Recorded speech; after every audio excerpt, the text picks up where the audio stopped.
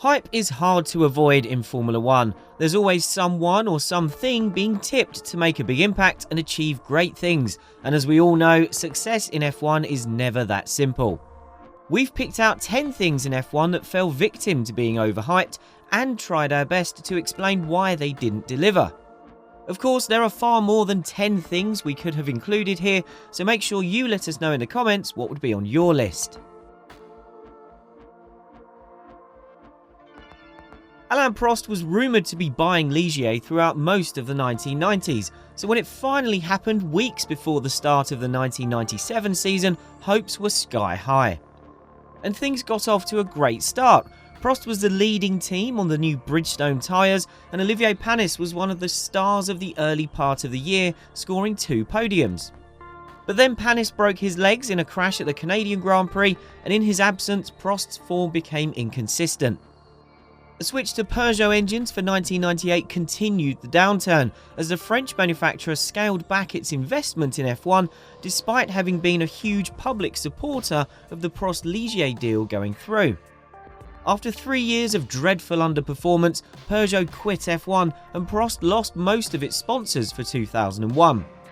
That left the team painfully underfunded, and in the end its huge Ferrari engine bill of around $30 million became too much. After 5 seasons, Prost Grand Prix was gone.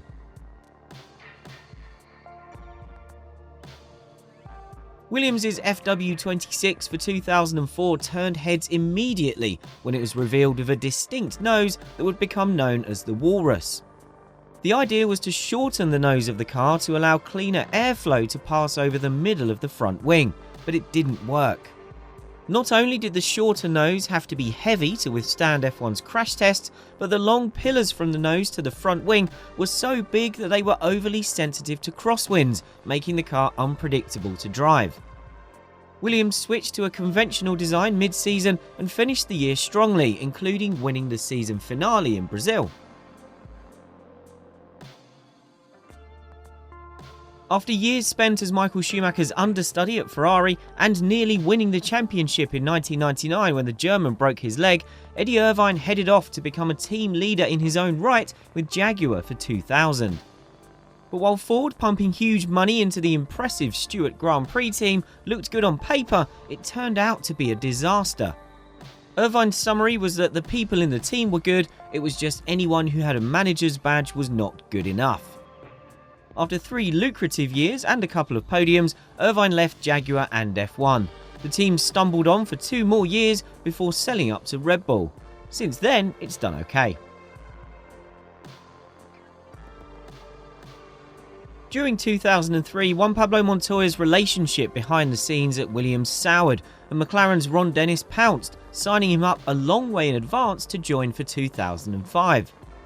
There were reservations about how well a free spirit like Montoya would fit with McLaren's clinical image, but Dennis was convinced he could get the best out of the Colombian.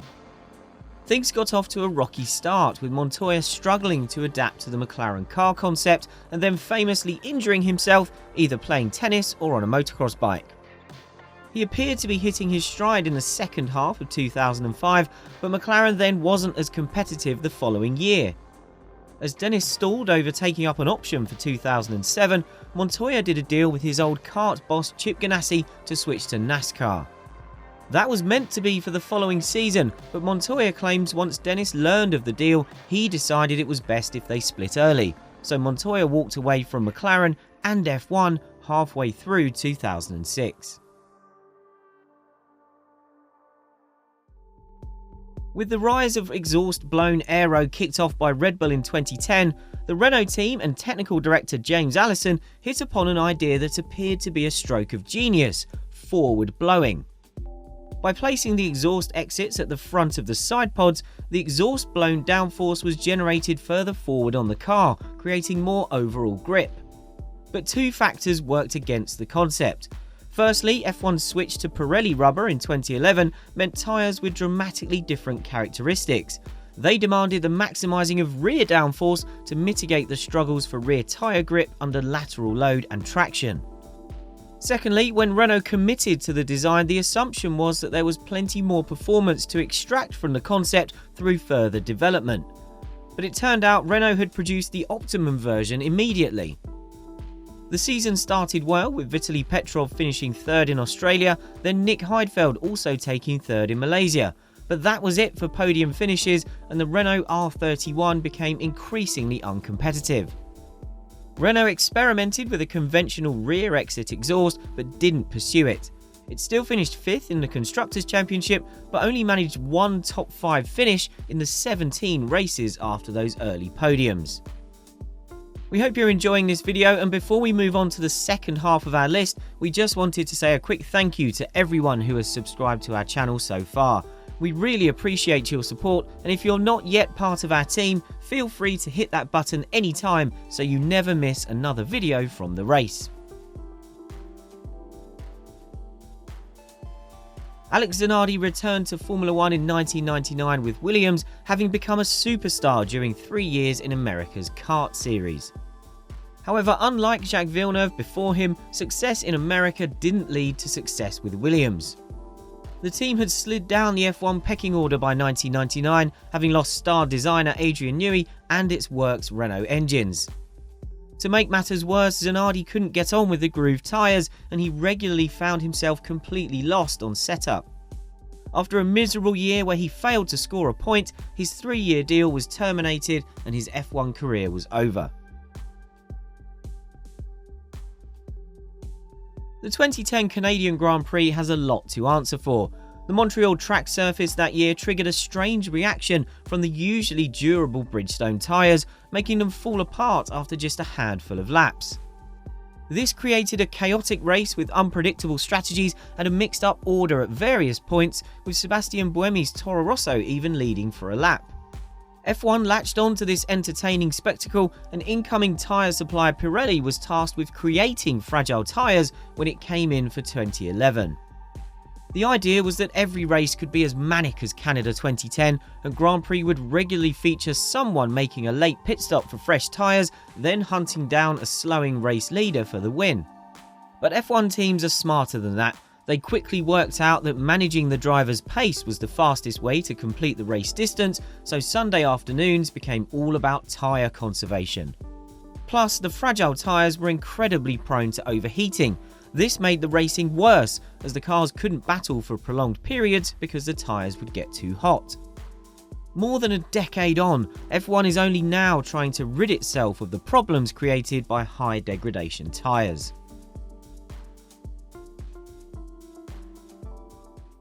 It was meant to be a fairy tale. Michael Schumacher finally reunited with Mercedes, which nurtured his early career, paid for his F1 debut with Jordan, then never got its hands on him despite trying to lure him to McLaren in the 1990s. Combining the Schumacher homecoming with Mercedes buying the reigning world champion Brawn team looked like a match made in heaven. But his 3 years in silver didn't live up to those expectations. The team Mercedes bought wasn't quite as ready for sustained title challenges as it initially hoped.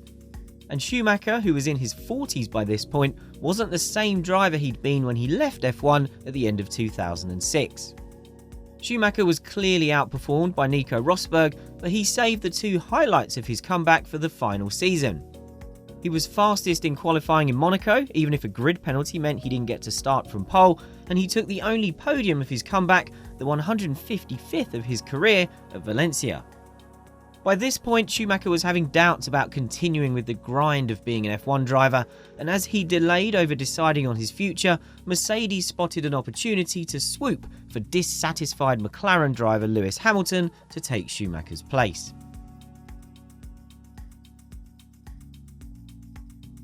When McLaren reunited with Honda for 2015, it was supposed to take them back to the glory days of the late 80s and early 90s that yielded 4 titles in a row with Ayrton Senna and Alain Prost.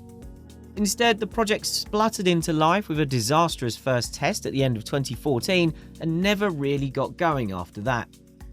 Honda was clearly underprepared for 2015, and McLaren gave it no leeway by demanding the Japanese engine fit within its bold size 0 concept straight away. Honda stuck with a flawed engine for 2016, at least improving its reliability, but then came a massive overhaul for 2017. Once again, reliability proved to be a massive problem, leading Honda to have to sacrifice performance. Constant engine upgrades during the season weren't enough to convince McLaren, which decided in late 2017 to end the partnership. All that talk of recreating the glory days turned to little more than repeated embarrassment.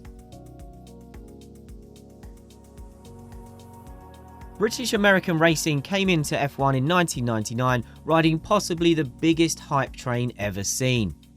The team was bankrolled by the might of British American tobacco and built around 1997 world champion Jacques Villeneuve. But it followed up talk of trying to win its first race by not scoring a point in its first season. The 1999 car wasn't a victory contender, but it wasn't too bad. It was just horribly unreliable, which the team put down to the severe vibrations caused by the Supertech engine, which was effectively a 2-year-old customer Renault V10. BAR also managed to upset the authorities before the season started when it tried to run its cars in 2 different liveries and took the FIA to court over the matter. It tried again for 2000, suggesting it could run a white livery with a different lead sponsor on each car, but this was also rejected. The politics were just as bad inside the team, with team boss Craig Pollock falling out with technical boss and fellow stakeholder Adrian Reynard, and BAT's influence growing as it had to pump more money into the failing project due to the team overspending and failing to bring other sponsors in. Things improved from 2000 once Honda came in, initially as an engine supplier before buying the team in the mid-2000s.